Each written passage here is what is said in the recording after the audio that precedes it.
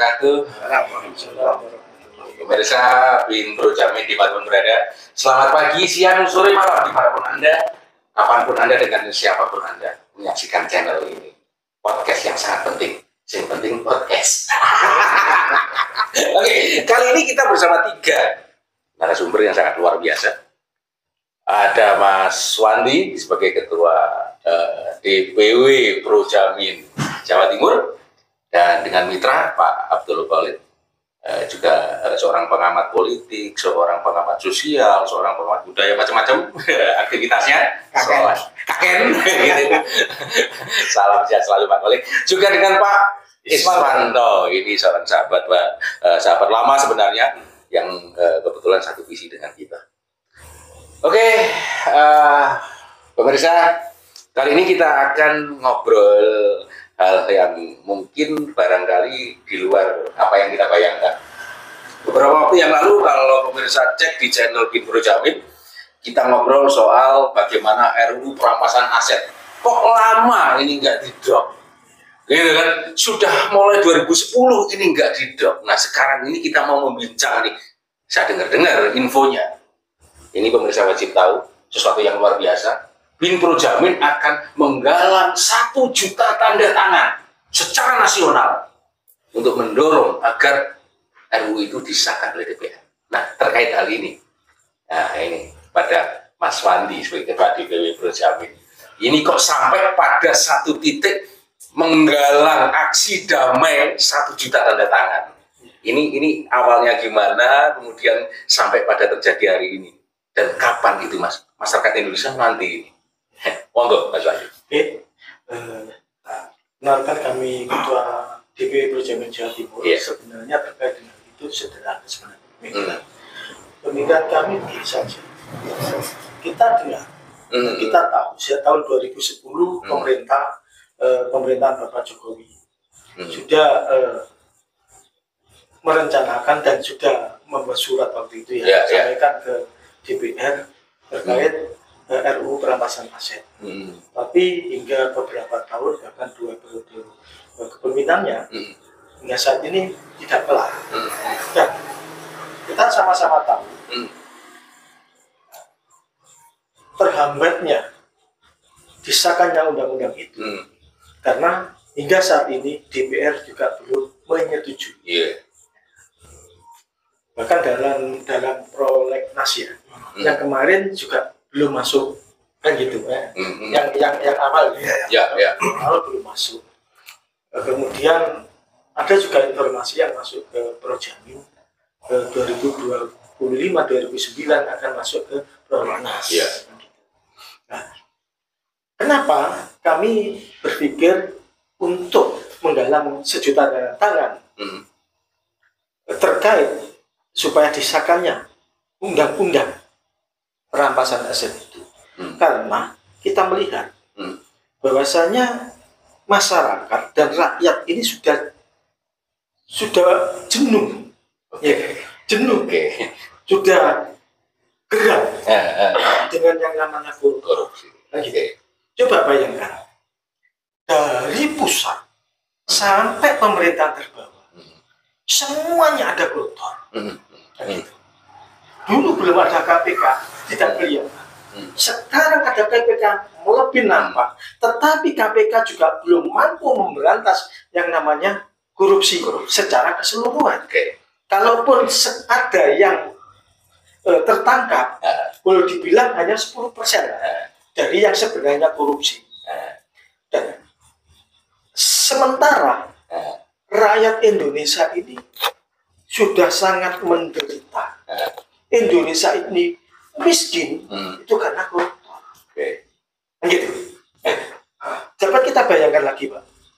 Sumber daya alam Indonesia itu cukup besar. Artinya Indonesia itu kaya, Pak. Indonesia ini kaya. Gemah loh Jinawi. Iya. Apa yang tidak ada di Indonesia?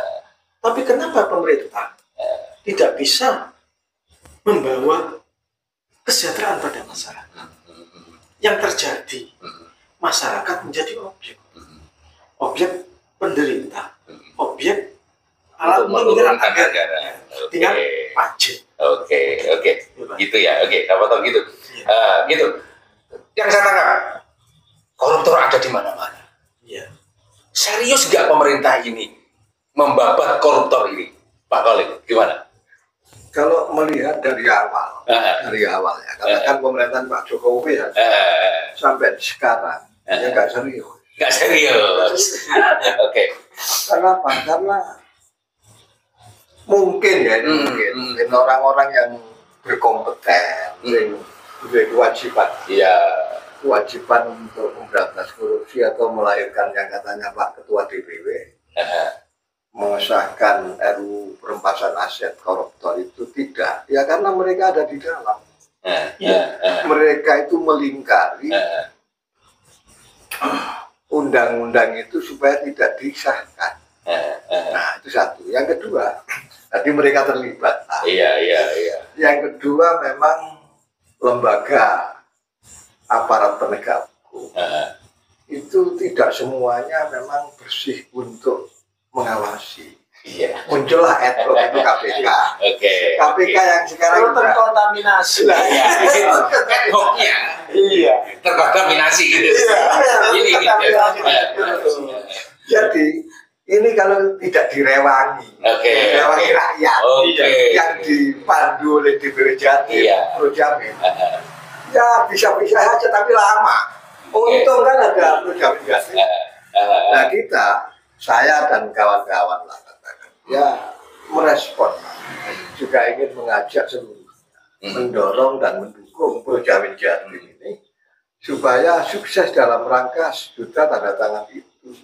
Kemudian dibawa ke sana sampai hasil, karena pengaruhnya ada di dua itu. Orang-orang yang berkompeten untuk mengesahkan itu mungkin terlibat, APH pun mungkin juga terlibat. Nggak serius kan? Nggak serius kan? Mas Is, ini Pak Khalid tadi bilang rakyat itu pengen ngerewangi untuk membabat koruptor ini. Sekarang saya tanya pada Pak Is, sehubungan adanya program dari BIN Projamin ini, kami harap semua lapisan masyarakat ataupun rakyat dari bawah atau dari atas, dari mahasiswa atau dari rakyat pelosok kecil pun ikut mendorong adanya 1 juta aksi tanda tangan. Mungkin 1 juta aksi tanda tangan ini adalah salah satu bentuk luapan masyarakat, luapan rakyat atas kejengkelan, ya kan, koruptor ada di mana-mana. Kok RUU ini sebagai obat atau sebagai alat untuk membabat koruptor itu tidak segera disahkan? Yang saya tangkap menarik ini dari statement Pak Khalid tadi, mengatakan bahwa kenapa RUU itu tidak disahkan? Karena yang mengesahkan itu adalah para koruptor. Gitu kan? Gimana Mas Indi? Jadi karena itu. Gitu ya. Gini loh, yang membuat undang-undang itu adalah eksekutif dan legislatif. Mereka adalah pejabat negara, kan gitu ya. Yang ngelola negara ini, yang ngatur negara ini, dan yang korupsi, ya pejabat negara yang ngelola negara. Kami kan rakyat korupsi, kan gini. Ini parah, karena itu. Karena itu kami itu sebenarnya sederhana aja melihat pada kepentingan masyarakat. Masyarakat sudah jenuh, Pak. Cuma mau teriak kemana? Kami mewadahi aspirasi masyarakat itu. Ini kesempatan bentuk penggalangan tanda tangan, 1 juta tanda tangan dari rakyat kecil ini, supaya apa? Supaya eksekutif, legislatif ini mendengar bahwasanya masyarakatnya sudah muak dengan namanya koruptor. Masyarakat tahu kok. Apakah DPR nggak korupsi? Banyak, walaupun tidak semua. Tidak semua pejabat itu korupsi, tapi sebagian besar itu adalah korupsi karena otaknya itu sudah otak korup. Gitu.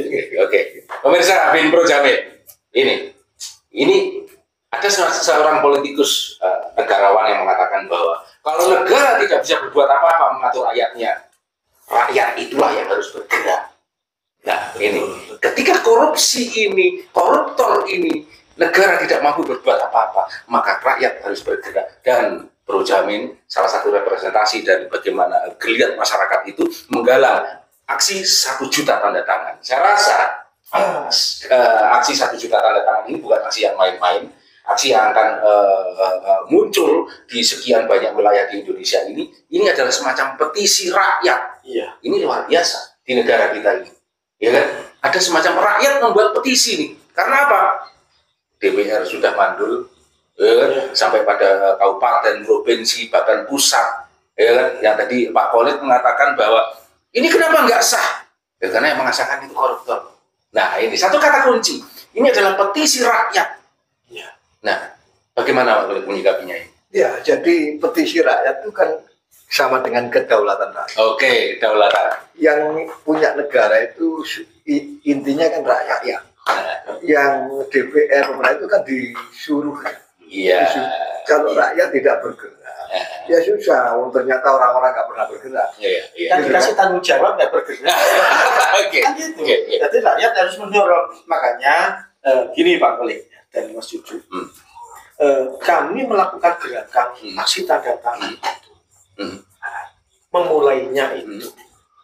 Kita sederhana. Kita ajak para aktivis, gitu, para politisi, para mahasiswa, masyarakat, mari, ayo bergerak untuk mendorong pemerintah dan legislatif dalam hal ini untuk segera mengesahkan undang-undang perampasan aset. Karena apa?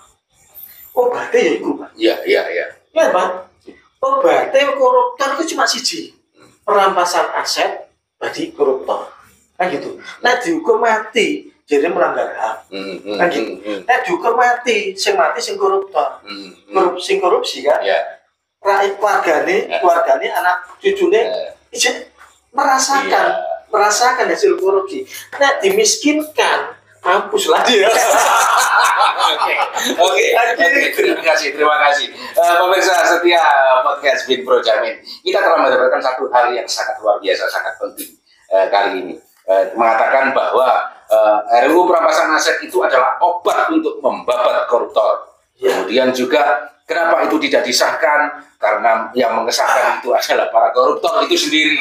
Nah, kemudian dikatakan tadi oleh Pak Iswanto bahwa aksi 1 juta tanda tangan ini adalah aksi yang sangat penting yang seyogyanya ini diikuti oleh sekian banyak para aktivis. Tidak hanya di Purjamin saja, barangkali Purjamin bisa menjadi inisiator untuk menggerakkan para aktivis yang lain. Begitu. Nah, sekarang sebelum kita akhiri obrolan di podcast ini, pemirsa, saya ingin sedikit kata kunci, sedikit kata singkat tentang seandainya RUU perampasan aset ini tidak disahkan oleh pemerintah atau mungkin mundur lagi. Saya ingin satu kata singkat. Apa yang akan dikatakan oleh Purjamin Jatim? Purjamin Jatim tetap akan mendorong, tetap akan berusaha dan mengajak rakyat Indonesia untuk bagaimanapun alasannya harus mau mengesahkan undang-undang ini. Karena apa? Negara ini sudah sakit. Oke. Nah, menungso itu sakitnya sing lagi ngetren kencing manis. Negara sudah kena kencing manis. Iya. Kalau kencing manis sebaiknya sudah jelas ya hasil dokter kan ya. Tapi kalau terkait negara itu tadi RUU perampasan aset, mampus lah guys sama kalian manis. Oke, negara sudah sakit. Satu statement singkat yang terakhir di podcast ini, Pak Khalid. Rakyat harus mengambil kedaulatannya. Mumpung Pak Prabowo lagi semangat sama kita. Bukan Pak Prabowo. Rakyat harus mengambil kedaulatannya kembali. Mumpung Pak Prabowo sedang semangat. Ini peluang. Yang kedua, meskipun tidak seluruhnya korupsi, ini hampir semua. Itu aja. Rakyat harus mengambil kedaulatan. Baik. Segera sikat oleh rakyat untuk semua koruptor. Oke.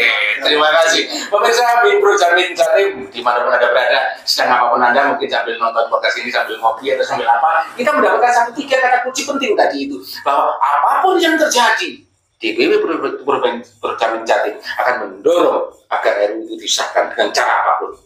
Ya, negara sedang kencing manis. Nah, kemudian Pak Khalid tadi mengatakan bahwa inilah saatnya rakyat mengambil lagi kedaulatannya. Rakyat jangan mau ditipu oleh penguasa yang korup kan gitu. Dan Pak Iswanto mengatakan bahwa sikap koruptor. Oke, terima kasih Anda telah menyaksikan podcast ini hingga akhir. Salam sehat selalu. Semoga Anda selalu tetap semangat untuk menciptakan Indonesia lebih baik. Hidup sama bro. Selamat pagi, siang, sore, malam. Merdeka.